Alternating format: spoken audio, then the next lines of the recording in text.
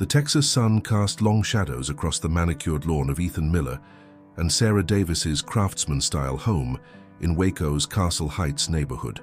The couple had spent the last year renovating the 1940s house, transforming it into their dream home, complete with a wraparound porch perfect for enjoying warm evening breezes. Today, however, the peaceful routine of their life was about to face an unexpected twist. Ethan stood in their recently updated kitchen, preparing his signature Sunday morning pancakes, while Sarah sat at the granite island, scrolling through her phone. The sound of sizzling butter and the aroma of coffee filled the air when Ethan's phone buzzed with an incoming call. The name Lucas Rodriguez flashed across the screen. "Hey, Lucas. Long time no hear," Ethan answered, switching the phone to speaker mode as he flipped a pancake. Lucas had been his friend since their college days at Baylor University, though their paths had diverged after graduation when Lucas took a job with an international consulting firm. "Ethan, my friend, I need a huge favor." Lucas's voice crackled through the speaker, the connection slightly unstable. "I'm heading to a remote location in South America for work. It's a last-minute assignment, and I'm in a bit of a bind with Max." Sarah looked up from her phone, raising an eyebrow at the mention of Lucas's dog. She'd never met Max, but had heard stories about the imposing Doberman that Lucas had adopted 3 years ago. "Max?" Ethan questioned, catching Sarah's eye. "What about him?" "I need someone to watch him for a few weeks. The kennel I usually use is fully booked, and I trust you guys more than any boarding facility anyway. He's well trained, I promise. You won't even know he's there." Ethan muted the phone and turned to Sarah, whose expression had already shifted from curiosity to apprehension. "What do you think, honey? It's just for a few weeks." Sarah bit her lower lip, a habit Ethan had come to recognize as a sign of her internal debate. "I don't know, Ethan. You know how I feel about big dogs, especially Dobermans. They make me nervous." Her fear wasn't entirely unfounded. When she was younger, she'd had an unfortunate encounter with an aggressive dog that had left both physical and emotional scars. Though the incident had happened years ago, her wariness around large breeds remained. Ethan unmuted the call. "Lucas, can you tell us more about Max? Sarah's a bit hesitant about large dogs." "Oh, Max is a gentle giant," Lucas assured them. "He's extremely well trained and good with people. Actually, there's something about him I haven't mentioned before. He's a retired police dog, worked at the airport as a detection dog before I adopted him. That's why his training is top-notch."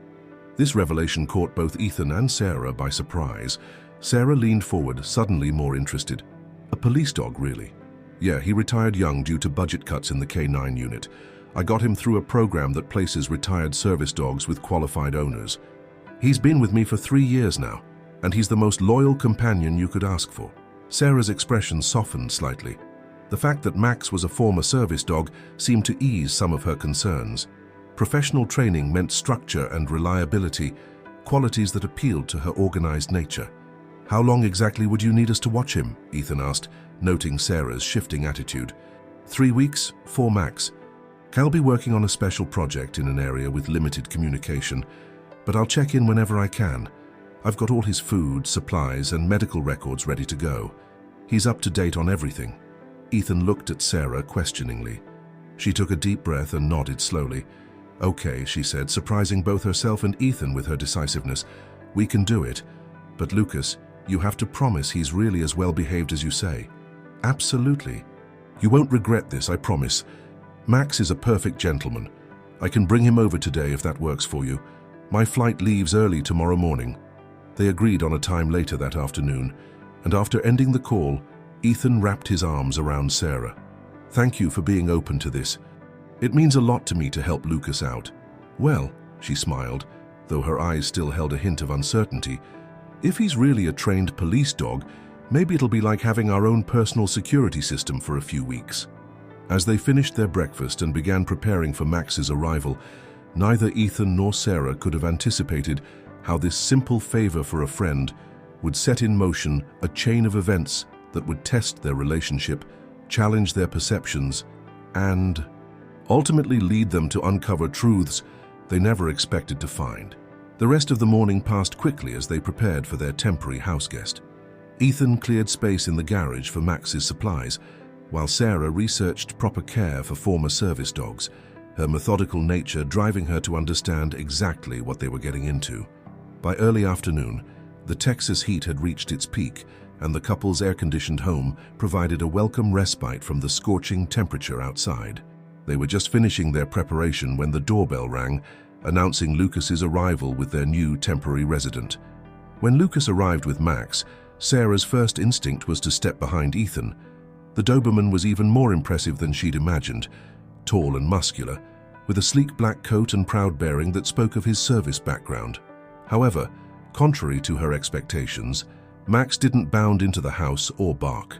Instead, he sat calmly at Lucas's side, his intelligent brown eyes taking in his new surroundings with measured interest. "See? Perfect gentleman, just like I promised," Lucas said, giving Max an affectionate pat. "Come on, boy. Let's meet your temporary family." Following Lucas's hand signal, Max approached Ethan first, maintaining perfect leash manners. His tail wagged gently as he sniffed Ethan's extended hand, then sat automatically, looking up as if waiting for approval. "Wow, Lucas, you weren't kidding about his training," Ethan remarked, already impressed by the dog's composed demeanor. "Hey there, Max. Welcome to our home, buddy." Then came the moment Sarah had been dreading. Max turned his attention to her, and she forced herself to remain still as the large dog approached. To her surprise, Max seemed to sense her anxiety. He lowered his head slightly and moved more slowly, his body language entirely non-threatening. When he reached her, he sat again, this time maintaining a respectful distance. "He can tell you're nervous," Lucas explained. "Part of his training was learning to read human body language. Why don't you try giving him a treat? I brought his favorites." He handed Sarah a small dog biscuit. With slightly trembling fingers, Sarah held out the treat. Max took it so gently she barely felt his mouth near her hand. The simple interaction made her release a breath she hadn't realized she'd been holding. "That's actually not so scary," she admitted, a small smile forming on her face. Lucas spent the next hour showing them Max's routine, commands, and preferences. He had brought everything: a memory foam dog bed, specially formulated food, favorite toys, and even a detailed schedule of Max's usual daily activities. "He's used to 2 walks a day, morning and evening," Lucas explained as they stored Max's supplies in the garage. "He's great on a leash, but remember, he's still a strong dog. Always use his special training collar for walks." He demonstrated the proper way to attach and adjust the collar, making sure both Ethan and Sarah understood.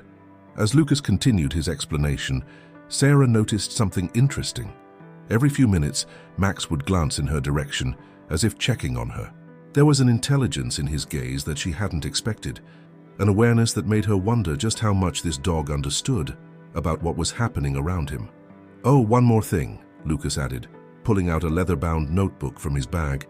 "This is his service record and medical history. It includes all his training certificates and commands. Some are in German. That's pretty standard for police dogs.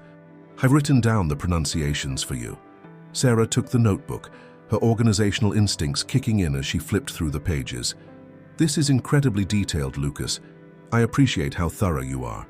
"Well, Max is special," Lucas replied, a hint of something unreadable crossing his face. "There's actually quite a bit about his service record that's, well, let's just say he's had an interesting career. But that's all in the past now." Before either Ethan or Sarah could ask for clarification, Lucas glanced at his watch and stood up. "I should get going. Still have some packing to do for tomorrow." He knelt down next to Max, giving the dog a long hug. "Be good, buddy. I'll be back before you know it." Max watched intently as Lucas walked to his car, but didn't whine or try to follow. Once Lucas had driven away, the dog turned to look at Ethan and Sarah, then walked calmly to his new bed and laid down, as if he'd been living with them for years. "That's remarkable," Sarah said, studying their new houseguest. "I've never seen a dog so composed." The rest of the evening passed surprisingly smoothly. Max followed their usual routine without disruption, staying close but not intrusive. He accepted dinner from Ethan's hand, took a short walk around the block with both of them, and settled onto his bed when they sat down to watch TV. However, as Sarah prepared for bed that night, she noticed something that gave her pause. Max had positioned himself in the hallway where he could see both the front door and their bedroom. His posture was relaxed, but there was an alertness in his eyes that reminded her of his law enforcement background. "Ethan," she whispered as they got into bed. "Do you think Lucas was being completely honest about Max's background? Something about the way he mentioned Max's interesting career seemed odd." "I'm sure it's nothing to worry about," Ethan reassured her, though he had noticed it too. "Lucas probably just meant that Max had some exciting cases during his time at the airport. You know how proud he is of Max's achievements." Sarah nodded, but couldn't shake the feeling that there was more to their temporary house guest than met the eye. As she drifted off to sleep, she found herself wondering what secrets might be hidden in the pages of Max's service record, and why Lucas had seemed so evasive about certain aspects of the dog's past. Little did she know, Max's presence in their home would soon reveal mysteries far more personal and consequential than his own background, mysteries that would change their lives forever. The first week with Max passed more smoothly than Sarah could have imagined. Her initial fears about living with a Doberman had melted away, replaced by growing affection for their temporary house guest.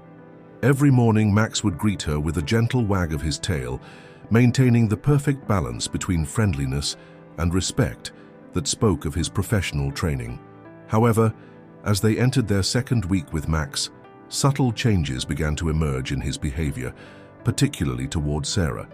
It started one morning as she was getting ready for her job as an interior designer at a prestigious firm in downtown Waco. Sarah stood in front of her closet, selecting her outfit for an important client meeting, when she noticed Max watching her intently from the doorway. His posture was different, alert and focused, similar to how he'd looked during Lucas's demonstration of his training commands. As she reached for her favorite blazer, Max suddenly approached her, pressing his nose against her hand with unusual insistence. "What is it, boy?" she asked, surprised by his sudden attention. Max responded by sitting directly in front of her, his eyes never leaving her face. When she tried to step around him, he shifted to maintain his position between her and the door. "Ethan," she called out, unsure whether to be concerned or amused. "I think Max is trying to tell me something." Ethan appeared in the doorway, coffee mug in hand, and watched as Max continued his peculiar behavior. "Maybe he's picking up on something with his police dog training. Lucas mentioned he was specially trained for detection." Sarah looked down at herself, then at her clothes. "What could he possibly be detecting in my closet? It's just my regular work clothes." Throughout the rest of the morning, Max's attention remained fixed on Sarah. He followed her to the kitchen, watched her prepare breakfast, and sat beside her chair as she ate. All behaviors that deviated from his usual routine of dividing his attention equally between both of them. "It's kind of sweet," Ethan remarked as they prepared to leave for work. "Looks like you've got yourself a devoted bodyguard." Sarah laughed, but something about Max's changed behavior nagged at her. She remembered Lucas's notebook with Max's service record and made a mental note to review it more thoroughly that evening. At work, Sarah found herself distracted by thoughts of Max's strange behavior. During her client meeting at the newly renovated Magnolia Market, she barely maintained focus as Mrs. Henderson discussed her vision for redecorating her historic home near Baylor University. "Are you feeling all right, Sarah?" Mrs. Henderson asked, noticing her designer's unusual distraction. "You look a bit pale." "I'm fine," Sarah assured her, though she had been feeling slightly off all morning. She attributed it to the stress of managing their temporary house guest while handling her busy work schedule. When she returned home that afternoon, Max's behavior intensified. He met her at the door, normal enough, but then proceeded to follow her throughout the house, his nose occasionally pressing against her hand or her clothing. When she sat down on the couch to review some design plans, he placed his head in her lap and refused to move, something he had never done before. "Okay, this is getting weird," she muttered, reaching for Lucas's notebook. She began flipping through the pages, looking for any information about Max's specific training that might explain his behavior. The notebook was filled with detailed records of Max's service history, training certificates, and handler notes, but something caught her eye. Several pages appeared to have been removed, leaving only slight remnants of torn paper in the binding. Sarah was still examining the notebook when Ethan arrived home from his job at the local tech startup. Max briefly acknowledged his arrival, but quickly returned to his position near Sarah. "Still playing favorites, I see," Ethan teased, but his smile faded when he saw Sarah's serious expression. "What's wrong?" "Look at this," she said, showing him the notebook. There are pages missing. And Max has been acting so strange today, following me everywhere, pressing against me, almost like he's trying to tell me something. Ethan sat down beside her, taking the notebook and examining it. You're right about the missing pages. But what could that mean? Lucas wouldn't have removed anything important, would he? I don't know, Sarah replied, absent-mindedly running her fingers through Max's fur. But I can't shake the feeling that his behavior means something. He was trained for detection work at the airport, right? What if he's picking up on something? Like what? Ethan asked, his voice carrying a note of concern. Before Sarah could respond, her phone buzzed with an incoming text. It was from an unknown number. Stop looking into things that don't concern you. Some questions are better left unasked. Sarah showed the message to Ethan, her hand trembling slightly. Max, as if sensing her distress, pressed closer against her leg, his posture alert and protective. This has to be some kind of joke, Ethan said, though his voice lacked conviction. Maybe Lucas is checking up on us through someone else since he can't reach us directly. Then why not just say that, Sarah countered. And why would he care if we looked at Max's service record? He gave us the notebook himself. As they discussed the mysterious text, neither noticed Max's attention suddenly shift to the window, his ears perking forward at something beyond their perception. The sun was setting over Waco, casting long shadows across their front yard, where a figure quickly ducked behind a tree, unnoticed by the couple, but not by their watchful guardian. The mysterious text message left Sarah and Ethan on edge for the next few days. They tried calling Lucas, but as he'd warned, there was no response from the remote location where he was working.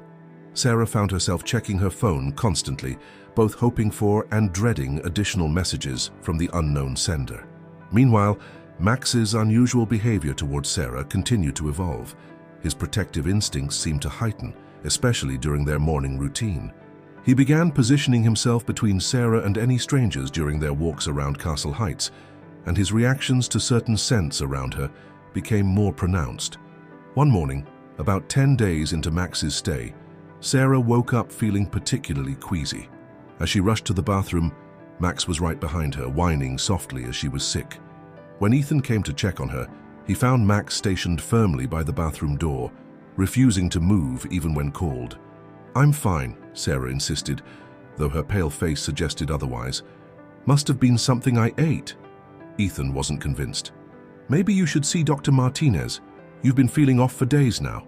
Sarah shook her head, splashing cold water on her face.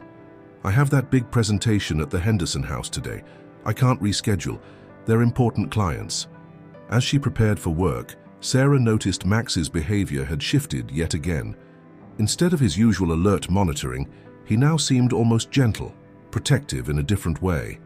When she sat down to put on her shoes, he laid his head softly in her lap, his brown eyes fixed on her face with what almost looked like understanding. "It's like he knows something we don't," Ethan remarked, watching their interaction. Sarah's hand instinctively went to her stomach, a gesture that didn't go unnoticed by either Ethan or Max. The dog's tail wagged slightly, and he pressed his nose gently against her midsection.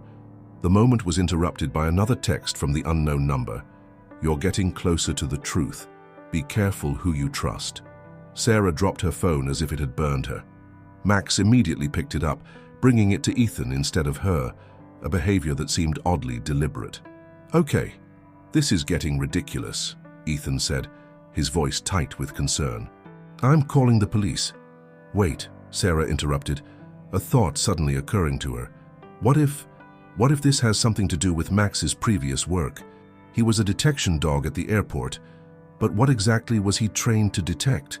She retrieved Lucas's notebook again, this time paying closer attention to the training certificates that remained. Most detailed standard police dog training: obedience, tracking, protection.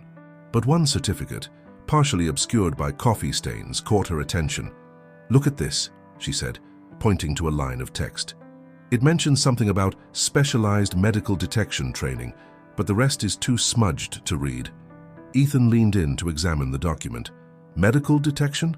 I didn't even know that was a thing for police dogs. "Neither did I," Sarah replied, her mind racing. "But it might explain his behavior. The way he keeps focusing on me, especially in the mornings." Her voice trailed off as she made a mental calculation, her face suddenly paling for reasons unrelated to her nausea. She grabbed her phone and opened her calendar app, counting backwards. "Ethan," she whispered, her voice trembling slightly. "I'm late. Over 2 weeks late." The revelation hung in the air between them. Max, as if understanding the significance of the moment, moved to sit between them, his tail gently wagging as he looked from one to the other. "Are you saying—" Ethan began, his eyes wide. "Could Max have known? Is that even possible?" Sarah's hands were shaking as she pulled up her browser and started searching. There are documented cases of dogs detecting early pregnancy. Their sense of smell is so acute, they can detect hormonal changes before any test would show positive. But why would someone send threatening messages about this? Ethan wondered aloud. It doesn't make sense. Sarah was about to respond when she noticed something else in Max's notebook, a business card tucked into the back cover. It was for a private medical research facility on the outskirts of Waco, but the logo looked oddly familiar. "Ethan," she said slowly, "I've seen this logo before. It was on one of the torn pages, just a glimpse of it at the edge of the paper. And look at the address. It's the same building I've been seeing on my way to work, the one that always has those unmarked vehicles outside." As they discussed this new discovery, Max suddenly stood at attention, his ears forward and his body tense. Through their front window, they could see a white van slowly driving past their house for the third time that morning. Sarah's phone buzzed again. This time, the message read, "The dog knows too much. Don't trust anyone until you understand why." The discovery of Sarah's potential pregnancy and the mysterious medical facility connection left the couple with more questions than answers. The following morning, Sarah sat at their kitchen island, staring at the business card from Max's notebook while absently stirring her untouched tea.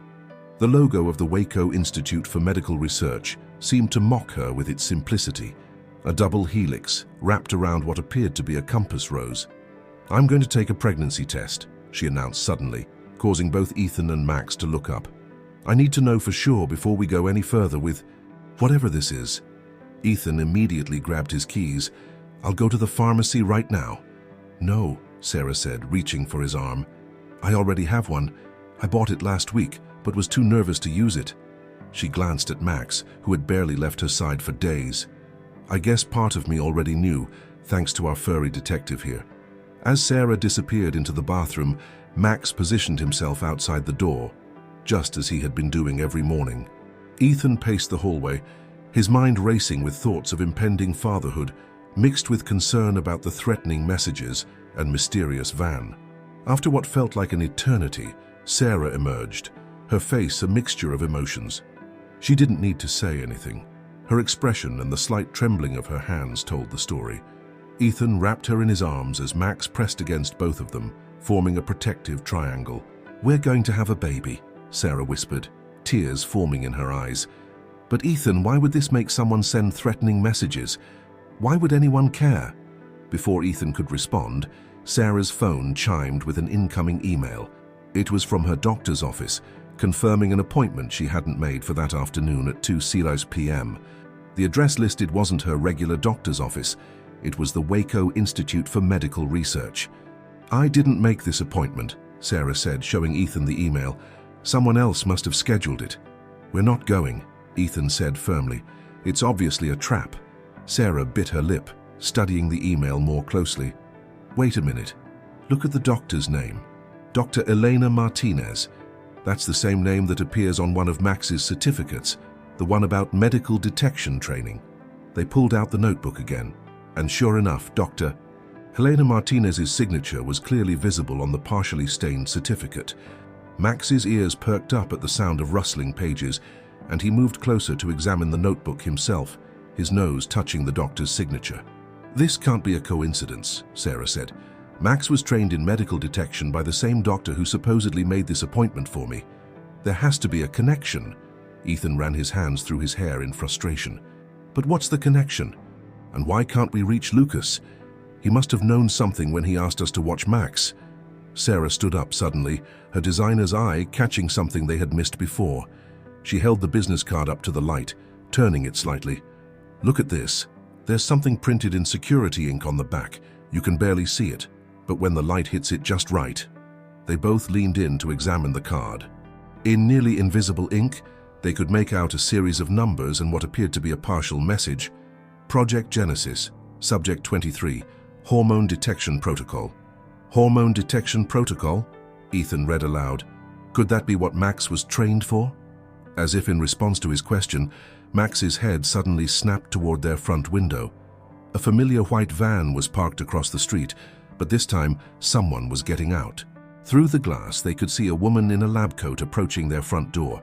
Sarah's phone buzzed with another message from the unknown number. Dr. Martinez can help, but you must understand the whole truth first. Max knows. The doorbell rang, causing them all to jump. Max's posture changed, not aggressive but alert and watchful. Instead of barking at the stranger, he positioned himself between Sarah and the door, his behavior suggesting he recognized something about their visitor. "What do we do?" Sarah whispered, one hand protectively over her stomach, the other clutching Ethan's arm. Ethan looked from Max to the door, then back to Sarah. "Maybe it's time we found out what's really going on." Max doesn't seem alarmed, just cautious. "And if Dr. Martinez is connected to his training, she might have answers." Sarah nodded slowly, trust in Max's judgment overtaking her fear. "Okay, but we answer it together, and Max stays right with us." As they approached the door, Max maintained his protective stance, but showed no signs of aggression. His behavior was reminiscent of his police training, alert but controlled, ready to react if needed, but not anticipating trouble. The doorbell rang again, and through the decorative glass panels they could see the woman waiting patiently, her posture professional but non-threatening. She held what appeared to be a medical file in one hand, and more intriguingly, a dog treat in the other. Sarah took a deep breath, squared her shoulders, and reached for the door handle. Whatever truth awaited them on the other side, they would face it together. She, Ethan, and their unexpected guardian angel in the form of a retired police dog who seemed to know far more than they had initially suspected. Dr. Elena Martinez stood in their entryway, her presence both professional and somehow comforting. She was younger than they had expected, perhaps in her mid-30s, with kind eyes and an air of quiet confidence. The moment she stepped inside, Max's tail began to wag, though he maintained his protective position near Sarah. "Hello, Max," Dr. Martinez said softly, offering him the treat she had brought. "It's good to see you again." She turned to Sarah and Ethan, her expression becoming more serious. "I believe we have a lot to discuss, and I owe you both an explanation."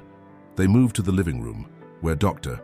Martinez settled into an armchair while Sarah and Ethan sat on the couch, Max positioning himself at Sarah's feet. The doctor placed her medical file on the coffee table, but didn't open it immediately. "First, I want to apologize for the mysterious messages," she began. "They weren't meant to frighten you, only to protect you until we could be sure." She gestured to Max. "Your friend Lucas isn't really in South America. He's been helping us monitor the situation." "What situation?" Ethan demanded, his arm protectively around Sarah. "What's really going on here?"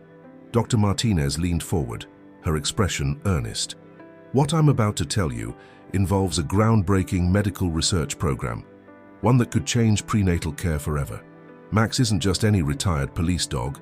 He was part of a special program we developed at the Institute, training dogs to detect early pregnancy and potential complications before standard tests could reveal them." Sarah's hand instinctively went to her stomach.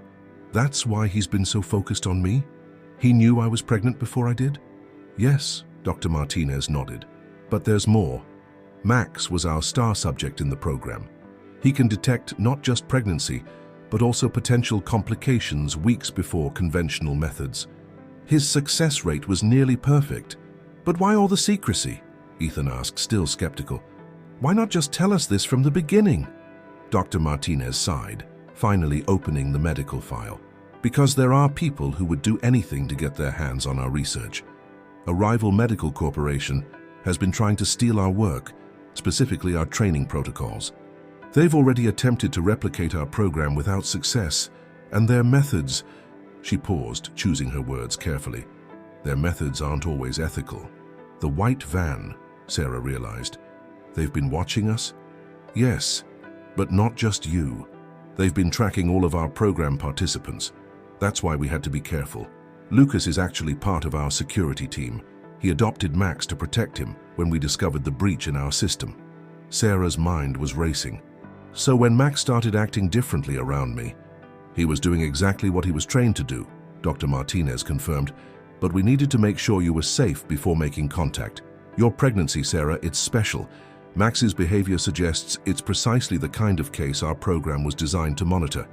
What do you mean, special? Ethan asked, his voice tight with concern. Dr. Martinez pulled out several ultrasound images from her file. Based on Max's reactions and our preliminary data, we believe Sarah is carrying twins. Moreover, Max's behavior indicates some specific hormone patterns that we've learned to interpret. This is incredibly valuable data for our research, but more importantly, it could be crucial for Sarah's prenatal care. The room fell silent as the information sank in. Sarah's hands trembled as she looked at the ultrasound images, her interior designer's eye noting every detail of the grainy shapes that represented not one, but two potential lives growing inside her. Twins, she whispered, tears forming in her eyes. Ethan squeezed her hand, equally overwhelmed by the news. Max moved closer, resting his head on Sarah's knee. Dr. Martinez watched the interaction with a smile. He's been monitoring you carefully. These dogs, especially Max, have an incredible ability to detect subtle changes. They can alert us to potential issues weeks before traditional testing methods, giving us a crucial head start on preventive care. Is that why you're here now? Sarah asked, suddenly anxious. Has Max detected something wrong? No, Dr. Martinez assured her quickly. Quite the opposite. Max's behavior suggests everything is progressing normally, but we would like to offer you comprehensive prenatal care through our program. You would be helping us validate our research while receiving the most advanced monitoring available. She pulled out another document from her file. This explains everything about the program, including all the security measures we've put in place to protect our participants. The threatening messages were actually part of our security protocol. They tend to discourage curious people from digging too deeply before we can make contact. And Lucas? Ethan asked. When will he really be back? He's actually just outside of Waco, monitoring the situation. He can return for Max whenever you're ready, though. She glanced at the dog, who hadn't left Sarah's side. Max seems quite devoted to his current assignment. Sarah looked down at Max, then at the ultrasound images, and finally at Ethan. The past 2 weeks suddenly made sense. The dog's protective behavior, the mysterious messages, the constant surveillance. What had seemed threatening now revealed itself as an elaborate protection system, all centered around a remarkable dog with an even more remarkable ability. I think, Sarah said slowly, running her fingers through Max's fur, we might need to ask Lucas if Max can stay a bit longer. After all, he seems to have appointed himself as my personal prenatal monitoring system. Max's tail thumped against the floor in what seemed like agreement, while Dr. Martinez smiled knowingly. I had a feeling you might say that. Let's discuss how we can make that arrangement work for everyone involved. The Texas summer heat was beginning to fade into a more tolerable autumn warmth as Sarah sat on her front porch, reviewing the stack of documents Dr. Martinez had left with them. 2 weeks had passed since the revelation about Max's true purpose and the discovery of her twin pregnancy. The white van had disappeared from their street, replaced by occasional drive-bys from Lucas in his familiar blue pickup truck, checking in on their safety. Max lay at her feet, his head resting on his paws, but his ears constantly alert to any unusual sounds. The bond between them had grown even stronger since understanding the true nature of his protective behavior. Sarah found herself talking to him about the babies, somehow knowing he understood more than an ordinary dog would. "You knew before anyone else, didn't you?" she said softly, reaching down to scratch behind his ears. "Even before I suspected anything." The sound of Ethan's car pulling into the driveway drew Max's attention, though he didn't move from his protective position near Sarah. Since learning about the twins, Ethan had thrown himself into preparation mode, spending his lunch breaks researching everything from double strollers to the best layouts for a twin nursery. "How are my 3 favorite people doing?" Ethan called out as he climbed the porch steps, carrying several shopping bags. Max's tail wagged at the greeting, acknowledging his inclusion in the family unit. "We're good," Sarah replied, patting her still flat stomach. "Though I think someone's been stress shopping again." Ethan grinned sheepishly as he set down the bags. I may have stopped by that new baby boutique near Magnolia Market, but look what I found. He pulled out 2 tiny onesies, each decorated with a different design, one with little dogs that looked suspiciously like Max, and another with the words Twin 1 and Twin 2 in elegant script. Sarah laughed, her eyes misting slightly at the sight. Pregnancy hormones had been making her more emotional lately, a change that Max seemed to notice and respond to with increased gentleness. I also spoke with Dr. Martinez today, Ethan said, settling into the porch swing beside her. She set up the first official monitoring session for next week at the Institute. She said we can bring Max. Apparently they want to document his reactions during the ultrasound. Sarah nodded, remembering the extensive research protocols Dr. Martinez had explained. The Institute's program was revolutionary, combining cutting-edge medical technology with the incredible natural abilities of dogs like Max. They were particularly interested in how Max would react to the ultrasound equipment and what additional insights his behavior might provide. I still can't believe how everything has changed in just a few weeks, Sarah mused, leaning against Ethan's shoulder. Remember how nervous I was about having a Doberman in the house? Now I can't imagine not having Max here. As if understanding he was being discussed, Max stood up and moved closer, placing his head gently in Sarah's lap. His training had taught him to be gentle around pregnant women, and his natural intelligence helped him adjust his behavior as needed.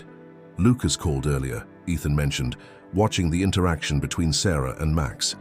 He's officially assigned to our case now, working with the Institute's security team. He said we can keep Max as long as we need him. Apparently this is exactly the kind of real-world application they were hoping to document for their research. Sarah smiled, remembering how their initial fear of the surveillance had transformed into appreciation for the protective network now surrounding them. The Institute's security measures, which had seemed so threatening at first, were designed to protect not just their research, but the families involved in the program. "Oh," Sarah exclaimed suddenly, placing a hand on her stomach. Max's head lifted immediately, his attention focused intently on her. "It's nothing bad," she assured both Max and Ethan, who had also tensed up. "I just felt a little flutter. Dr. Martinez said it might happen earlier with twins."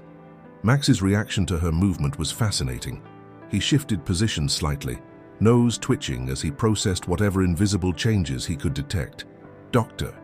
Martinez had explained that dogs like Max could sense subtle hormonal shifts and changes in body chemistry, making them incredible early warning systems for any potential concerns. "Should we tell our families soon?" Sarah asked, her hand still resting on her stomach. They had been keeping the pregnancy news private while they adjusted to everything, but with twins, she knew they'd need all the support they could get. "Maybe after next week's appointment," Ethan suggested. "Once we have the official ultrasound pictures to show them, though I'm not sure how we'll explain Max's role in all of this." Sarah laughed, imagining trying to explain to her mother that a police dog had been the first to know about her pregnancy. "We'll figure it out. Maybe we can just say he's our specially trained prenatal companion dog. It's not exactly a lie." As the evening settled around them, Sarah found herself reflecting on how their lives had changed. What had started as a simple favor for a friend had transformed into an adventure they never could have anticipated.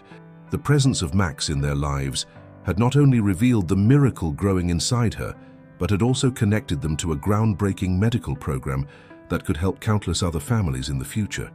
Inside the house, Sarah's phone buzzed with a new message. This time, instead of a mysterious warning, it was a simple text from Dr. Martinez. "Max's latest monitoring reports are perfect. You're in good hands. Or should I say pause, see you next week." The message made Sarah smile as she watched the sunset paint the sky in shades of pink and gold over their Waco neighborhood.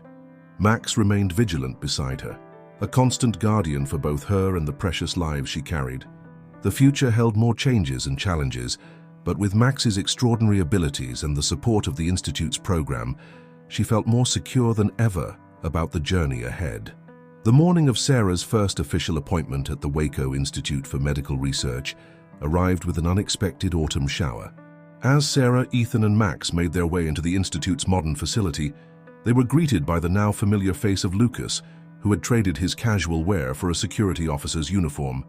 "Welcome to my real workplace," Lucas said with a grin, scratching Max behind the ears. "Sorry again for all the cloak and dagger stuff earlier." Protocol, you know? The Institute's lobby was a marvel of modern architecture, with soaring ceilings and walls of windows that seemed to bring the outside in, despite the rain. Max walked confidently through the space, clearly familiar with his surroundings, but never straying far from Sarah's side. Dr. Martinez met them in a special examination room that had been set up specifically for the program. Unlike traditional medical offices, this one included special monitoring equipment for both Sarah and Max, along with comfortable seating arranged to allow the dog clear access to his charge. Today's session is going to be particularly interesting, Dr. Martinez explained as she helped Sarah get settled. We'll be conducting our first comprehensive ultrasound while monitoring Max's reactions. His behavior during these sessions can often tell us things that even our advanced equipment might miss. As the examination began, Max's attention became laser-focused. He positioned himself near the ultrasound machine, his eyes moving between Sarah's face and the screen displaying the grainy images of the twins. Dr. Martinez watched him carefully, making notes about his reactions. "This is fascinating," she murmured, observing Max's behavior. "See how he's responding to the changes in the baby's movements? We've documented this behavior before, but Max's accuracy is exceptional." Suddenly, Max's posture changed. His ears perked forward, and he moved closer to Sarah, pressing his nose gently against her side. Dr. Martinez immediately adjusted the ultrasound wand, focusing on the area Max had indicated. "There," she said, pointing to the screen. "Baby A is slightly more active than baby B." Max picked up on it before our equipment could fully process the images. "This is exactly the kind of intuitive detection we've been studying." Sarah reached out to stroke Max's head, tears in her eyes as she watched her babies on the screen. "Thank you, boy," she whispered. "Thank you for watching over them." The examination continued, with Dr. Martinez explaining how Max's training would become even more valuable as the pregnancy progressed. He's been trained to detect specific hormone patterns and chemical changes that might indicate potential concerns. The earlier we can identify any issues, the better we can address them. As they were finishing up, a commotion in the hallway caught everyone's attention. Max's head snapped toward the door, his posture alert but not aggressive. Lucas appeared in the doorway, his expression serious. "Dr. Martinez, we have a situation," he said quietly. "The Richardson Group is here. They are demanding to see the research data." The doctor's expression tightened slightly, though she maintained her professional composure. "Excuse me for a moment," she said to Sarah and Ethan. "Lucas, please stay with them." After she left, Lucas explained in hushed tones about the Richardson Medical Corporation, the rival company that had been trying to obtain the Institute's research data. "They claim our methods violate certain medical research protocols, but really they're just frustrated that they can't replicate our success rate with their own program." Sarah sat up, adjusting her clothing as Ethan helped her. "Is this why all the security measures were necessary? Why Max needed to be protected?" Lucas nodded. "Max isn't just good at what he does. He's the best. His success rate in early detection is nearly perfect, and his ability to identify potential complications weeks before conventional methods, well, it's revolutionary. The Richardson Group would do anything to understand how we achieved these results." Through the door, they could hear raised voices in the hallway. Max moved closer to Sarah, his body language protective but calm. He had been trained for situations like this, maintaining his focus on his primary mission while staying aware of potential threats. "Maybe we should leave," Ethan suggested, concerned about Sarah being caught in the middle of a corporate dispute. Before anyone could respond, Dr. Martinez returned, looking slightly flustered but determined. "Everything's fine," she assured them. "Our legal team is handling the situation. But I think it would be best if we continued your care at our satellite facility for the next few appointments. It's actually closer to your home and more private." As they prepared to leave, Sarah noticed Max watching the hallway intently. Following his gaze, she caught a glimpse of a man in an expensive suit being escorted out by security, his face red with anger as he shouted about unethical research practices and stolen methodologies. "Doctor." Martinez handed Sarah a folder containing her ultrasound images and new appointment schedule. "Try not to worry about any of this. Your safety and the health of your babies are our primary concerns. That's why we have Max. He's not just a research subject, He's a guardian angel with 4 legs and an impeccable nose. The drive home was quiet, each of them processing the morning's events. Max sat in the back seat next to Sarah, occasionally pressing his nose against her hand, as if reassuring her that everything was okay. The rain had stopped, leaving the streets of Waco glistening in the mid-morning sun. "I understand now," Sarah said finally, breaking the silence. "Why all the secrecy was necessary. It wasn't just about protecting the research, it was about protecting the families in the program. About protecting us." Ethan reached over to squeeze her hand. "And we've got the best protection team anyone could ask for. A highly trained security officer, a brilliant doctor, and a dog who knew about our babies before we did." In the back seat, Max's tail thumped against the cushion in what seemed like agreement. Whatever challenges lay ahead, they would face them together, guided by the extraordinary abilities of their 4-legged guardian and supported by the dedicated team at the Institute. As autumn deepened in Waco, bringing with it the rich colors of changing leaves and cooler temperatures, Sarah's pregnancy progressed smoothly into her 2nd trimester. The small bump that had begun to show was a constant source of fascination for Max, who had developed an even more refined routine for monitoring her condition. One crisp October morning, as Sarah prepared for another day at her design firm, she noticed something different about Max's behavior. Instead of his usual calm alertness, he seemed unusually agitated, pacing between her and the front door, whining softly. "What's wrong, boy?" Sarah asked, pausing in the middle of gathering her design samples. Max's response was to plant himself firmly in front of her, refusing to let her move toward the door. She'd learned to trust these instincts. They had never been wrong before. "Ethan," she called up the stairs. "I think Max is trying to tell us something." Ethan hurried down, already dressed for work in his startup's casual attire. He found Sarah standing in the living room, Max maintaining his protective stance. "Has he ever acted like this before?" "Not exactly," Sarah replied, reaching for her phone to call Dr. Martinez. Before she could dial, however, a wave of dizziness washed over her. Max was instantly at her side, supporting her weight as Ethan guided her to the couch. "I'm calling Dr. Martinez," Ethan said firmly, already dialing the emergency number they'd been given. The doctor answered on the first ring, as if she'd been expecting their call. "How long has Max been showing alerting behavior?" Dr. Martinez asked, after Ethan explained the situation. "About 20 minutes, Sarah answered, one hand resting on her bump while the other stroked Max's head. "He won't let me leave for work. Stay right there. I'm sending our mobile unit to you. This is exactly why we have Max. He can detect changes in your body chemistry long before you experience any symptoms." The doctor's voice was calm, but carried an undertone of urgency. Within 15 minutes, a discreet medical van, nothing like the threatening white van from before, pulled up outside their house. Dr. Martinez emerged with 2 nurses and portable monitoring equipment. Max's demeanor changed immediately upon their arrival, shifting from anxious to alert, but calmer. The doctor quickly set up the equipment in the living room, while one of the nurses took Sarah's vital signs. "Your blood pressure is elevated," the nurse reported. "Not dangerously high, but higher than we'd like to see." Dr. Martinez nodded, watching as Max positioned himself near the ultrasound machine, just as he did during their regular appointments. "This is fascinating," she murmured, studying both her equipment and the dog's behavior. "Max detected this hours before any of our standard monitoring would have picked it up. The ultrasound revealed that while both twins were healthy, there were some concerning indicators that required immediate attention. The babies are fine, Doctor," Martinez assured them, "but they're telling us through Max and our equipment that you need to reduce your stress levels immediately." Sarah thought about her upcoming presentation to a major client, the ongoing renovations at the Henderson House, and the constant background worry about the Richardson Corporation's threats to the Institute's program. No wonder her blood pressure was elevated. "I'm prescribing immediate bed rest," Dr. Martinez declared. "To just for the next 48 hours. We need to get these numbers back to normal." She turned to Ethan. "Can you work from home for a few days?" Ethan was already texting his team.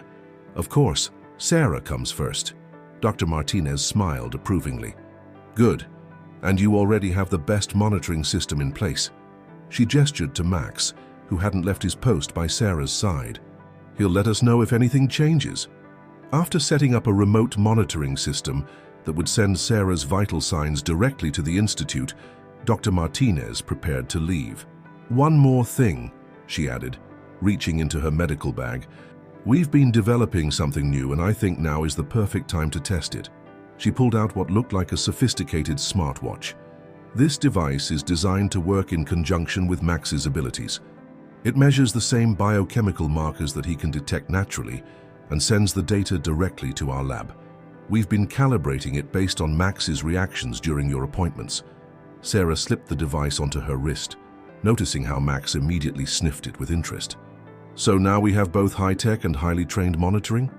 "Exactly," Dr. Martinez confirmed. "Think of it as a way to translate Max's incredible instincts into data we can track and analyze. Though I have to say he's usually ahead of the technology."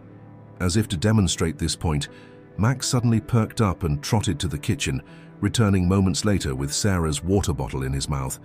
Dr. Martinez laughed. "And he's reminding you to stay hydrated. We couldn't program that level of intuitive care into any device." After the medical team left, Sarah settled into bed, as instructed, with Max taking up his guard position beside her.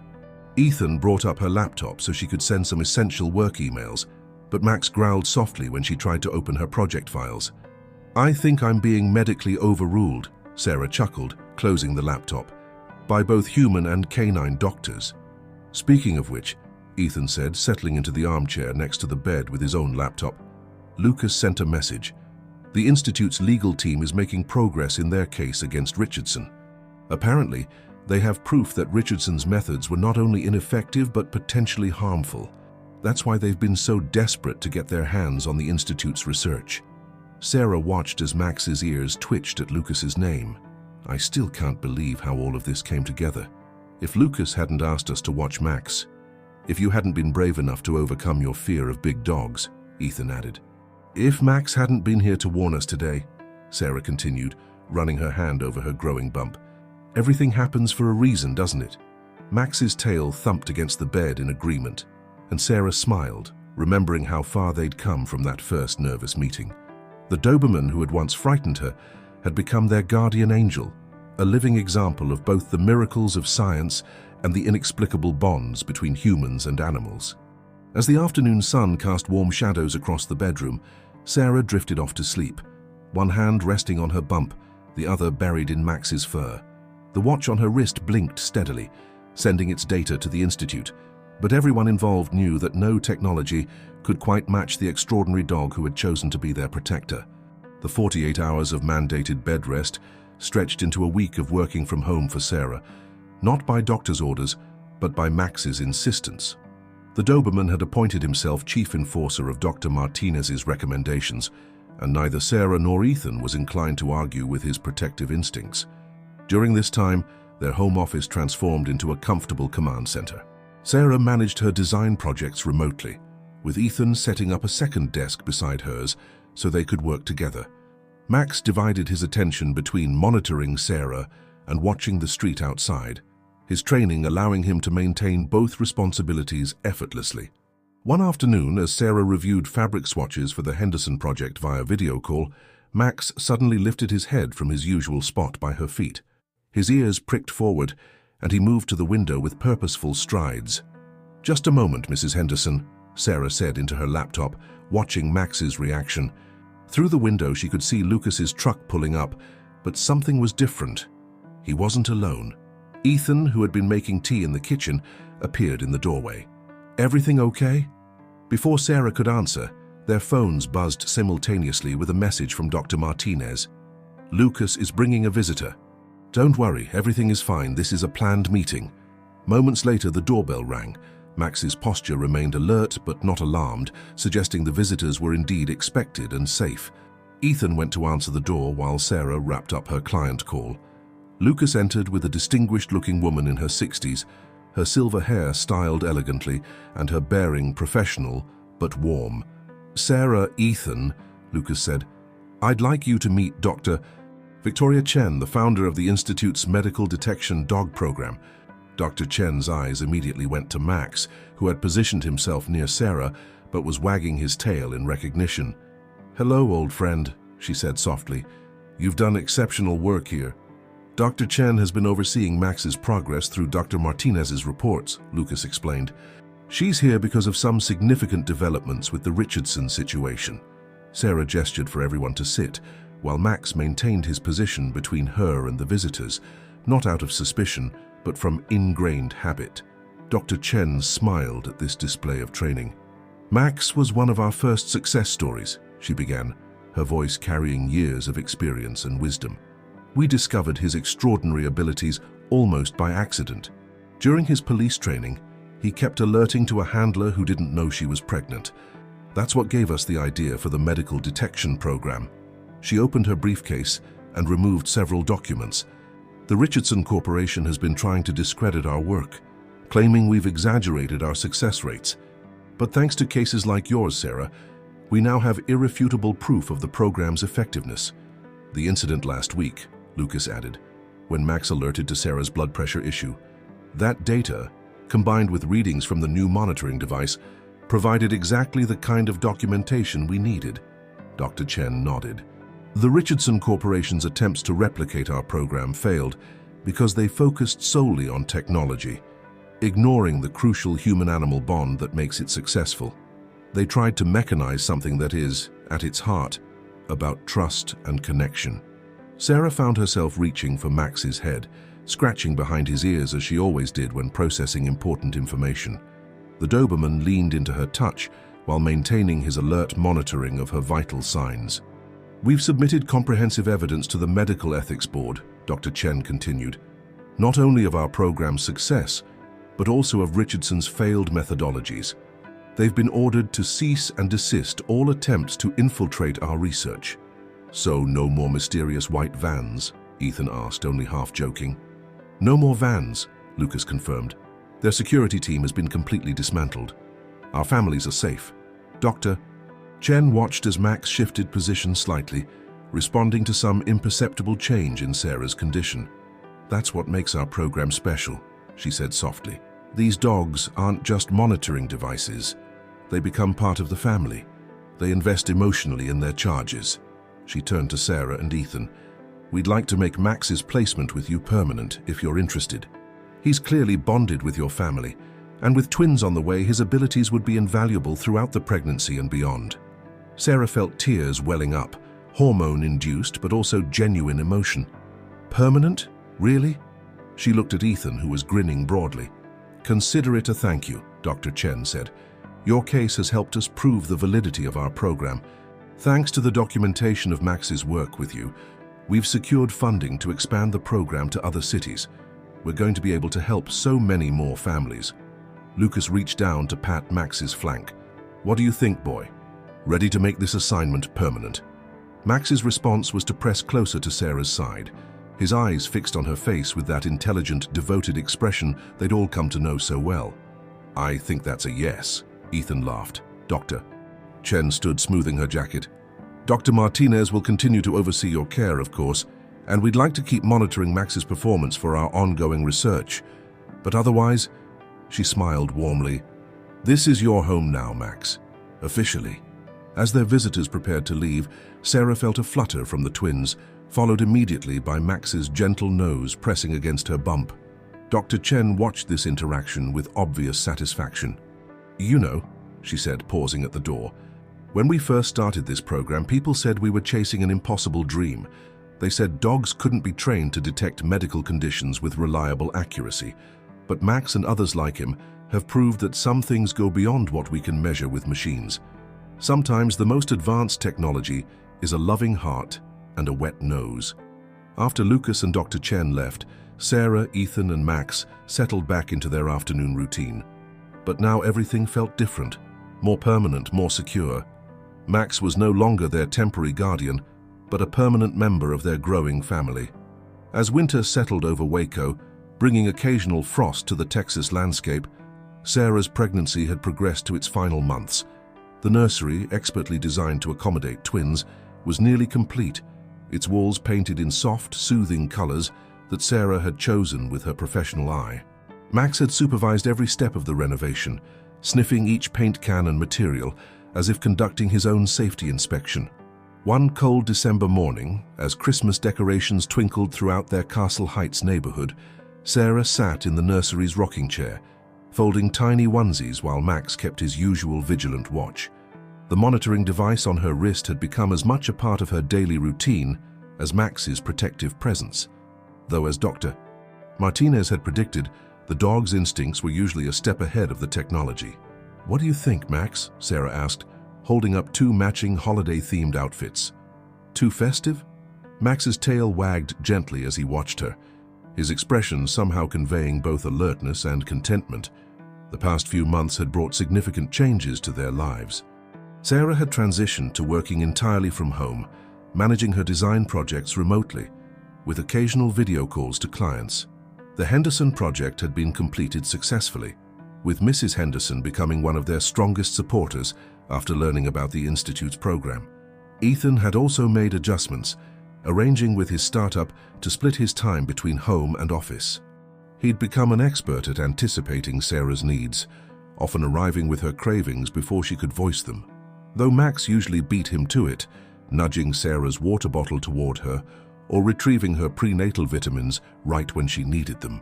The sound of the front door opening announced Ethan's return from his morning coffee run. Max's ears perked up, but he remained by Sarah's side, his training telling him to maintain his primary position near her. "Hey, beautiful," Ethan called out, appearing in the nursery doorway with her favorite herbal tea. "How are my three favorite people doing this morning?" "Just getting some nesting done," Sarah replied, accepting the tea gratefully. "Though I think Max is doing most of the actual nest guarding." As if to demonstrate, Max stood and did a quick circuit of the room, nose working as he performed one of his regular security checks. Dr. Martinez had explained that this behavior was part of his advanced training, constantly updating his mental map of Sarah's environment and checking for any changes that might affect her condition. "Dr. Martinez called while I was out," Ethan said, settling onto the ottoman near Sarah's chair. "She wants to do another monitoring session tomorrow. Apparently they're documenting Max's behavior as we get closer to the due date. She says he might start showing new alert patterns." Sarah nodded, remembering how Max's behavior had evolved throughout her pregnancy. "He has been a bit more hovering lately, following me even closer than usual." "That's because you're getting close," came a familiar voice from the doorway. They looked up to see Lucas, who had taken to dropping by regularly to check on them. Max's training includes recognizing pre-labor indicators. He'll probably start alerting more frequently in the coming weeks. Max acknowledged Lucas with a quick tail wag, but maintained his position near Sarah. Their former friendship had evolved into a deeper professional respect.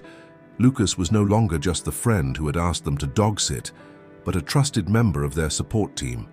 "The Institute is particularly interested in documenting these final weeks," Lucas continued, leaning against the doorframe. "Max's accuracy in predicting labor onset in previous cases has been remarkable. Dr. Chen is hoping to publish a comprehensive study next year." Sarah smiled, remembering their meeting with the program's founder. Dr. Chen had become a regular visitor, her scientific interest in Max's abilities balanced by genuine care for their family's well-being. The program's success with their case had already led to 3 other dogs being placed with expectant families in different cities. "Oh," Sarah exclaimed suddenly, pressing a hand to her side. Max was instantly alert, nose working as he processed whatever biochemical changes he could detect. "It's okay," she assured everyone as they tensed. "Just some strong kicks. These twins are getting quite athletic." Max relaxed slightly but kept his nose near her bump, monitoring the activity. The connection between the dog and the unborn babies had become almost mystical. He seemed to know their patterns of movement, responding to their activity even before Sarah felt it. "Dr. Martinez says he can probably distinguish between them," Lucas mentioned, watching the interaction. "Something about each baby having a slightly different biochemical signature. They're doing fascinating research on it at the Institute." The mention of research brought a thought to Sarah's mind. "Has there been any more trouble with the Richardson Corporation?" Lucas shook his head. "Not since Dr. Chen presented her evidence to the medical board. Their attempt to discredit our program backfired completely. Instead, we're getting inquiries from legitimate research institutions worldwide. People are finally starting to understand that there's no technological substitute for what these dogs can do." As if to emphasize this point, Max suddenly lifted his head, attention focused intently on Sarah. His behavior wasn't alarmed, but it had a new quality of alertness that they hadn't seen before. "What is it, boy?" Ethan asked, recognizing the change in Max's demeanor. Lucas stepped forward, professional interest overtaking his casual demeanor. "We should probably call Dr. Martinez. This might be one of the pre-labor alerts she's been waiting to document." Sarah reached for her monitoring device, but Max had already made his diagnosis. As her wrist computer began to signal changes in her biochemistry, their Doberman Guardian had already settled into his labor watch position, a stance they would come to know very well over the next few days. The winter sun was just beginning to rise over Waco when Max's behavior shifted from alert to urgent. For the past 3 days, he had maintained a constant vigil, detecting and responding to every subtle change in Sarah's condition. Now, in the pre-dawn quiet of their bedroom, his carefully trained signals told them that the waiting was over. "It's time," Sarah whispered, feeling the first real contraction even as Max pressed his nose gently against her hand. The monitoring device on her wrist was already sending data to the institute, but as usual, Max had detected the change first. Everything they had prepared for swung into action with practiced precision. Ethan called Dr. Martinez while gathering their hospital bags, which Max had been sleeping next to for the past week. Lucas, who had been staying in their guest room as part of the Institute's support protocol, was already alerting the medical team. Within minutes, Dr. Martinez arrived personally to escort them to the Institute's specialized birthing center. It was a compromise they had worked out, allowing Sarah to benefit from both traditional medical care and the Institute's unique monitoring capabilities. Max, wearing his official service dog vest, rode with them in the medical transport, his training allowing him to remain calm while maintaining his watchful care of Sarah. The birthing center had been prepared according to both medical standards and Max's needs, with space for him to maintain his monitoring position without interfering with the medical team's work. Dr. Martinez had explained that his presence during delivery was crucial, not just for their comfort, but for the Institute's research. His reactions during birth would provide valuable data for their program. As Sarah's labor progressed, Max's behavior provided a running commentary that the medical team had learned to interpret. His subtle shifts in position and changes in alertness helped them anticipate each new development before their equipment could confirm it. "It's remarkable," Dr. Chen said softly, having arrived to observe this culmination of their program's work. "He's tracking both babies independently. See how he shifts his attention. He's monitoring their separate responses to the birth process." Ethan, holding Sarah's hand through each contraction, watched in amazement as their four-legged guardian coordinated with the medical team, his presence adding an extra layer of security to an already well-managed process. The trust they had developed over the past months showed in every interaction, every silent communication between dog and humans. Finally, as the first light of dawn painted the sky in gentle winter colors, the twins made their appearance. First a boy, then his sister, their cries filling the room with new life. Max's behavior shifted again, his alertness now encompassing 2 more charges as he carefully monitored each baby's first moments. "They're perfect," Dr. Martinez announced, her professional demeanor softening as she handed the swaddled newborns to their parents. "And thanks to Max's monitoring throughout the pregnancy, we knew they would be." Sarah, exhausted but radiant, cradled her daughter while Ethan held their son. Max positioned himself at the foot of the bed, his posture relaxed but watchful as he guarded his expanded family. His nose worked continuously, memorizing the unique scent of each new family member. "You know, Doctor," Chen remarked, watching the scene with evident satisfaction, "when we first developed this program, we hoped to create a bridge between animal instinct and medical science. But what you've all built here goes beyond that. This is about family, about trust, about the extraordinary bonds that can develop when we open our hearts to unexpected possibilities." Lucas, who had been documenting the birth for the Institute's research, nodded in agreement. "When I first asked you to watch Max, I never imagined it would lead to all this, though maybe Max knew he always was the smartest one in the room." As the morning progressed, Sarah and the twins were moved to a recovery suite that had been specially prepared for them. Max followed, having quickly adapted his protective routine to include the newborns. He took turns checking on each baby, his gentle inspections demonstrating how his training had prepared him for this expanded role. "Have you decided on names?" Dr. Martinez asked, checking Sarah's vital signs one last time before leaving them to rest. Sarah and Ethan exchanged a smile. "Emma and Lucas," Sarah answered, watching as Max's ears perked up at the familiar name. "It seemed fitting to name our son after the friend who brought Max into our lives." Lucas looked away, clearly moved. "I'm honored," he said softly, "though Max deserves most of the credit. He's the one who knew exactly what your family needed, right from the start." As the medical team withdrew, leaving the new family to bond, Sarah reflected on the remarkable journey that had brought them to this moment. What had begun as a simple favor, watching a friend's dog, had transformed into an adventure none of them could have anticipated. Max had come into their lives as a temporary guest and become an irreplaceable guardian, his extraordinary abilities helping to guide them safely through pregnancy and into parenthood. The twins slept peacefully in their hospital bassinets, while Ethan dozed in a nearby chair. Sarah, fighting her own exhaustion, watched as Max made one final circuit of the room before settling into his guard position. In the quiet of the winter morning, she remembered her initial fear of having a Doberman in her home, and how that fear had transformed into the deepest trust she had ever known. "Thank you, Max," she whispered. The Doberman's ears twitched at her voice, and he raised his head to meet her eyes. In his gentle gaze, she saw the same devotion that had watched over her family for the past months, a devotion that would continue as they began this new chapter of their lives together. Outside, the sun rose fully over Waco, its light catching the frost on the windows and transforming it into diamonds. Inside, a family that had been brought together by extraordinary circumstances settled into their new normal, protected by their remarkable guardian, who had known long before anyone else exactly what they would become.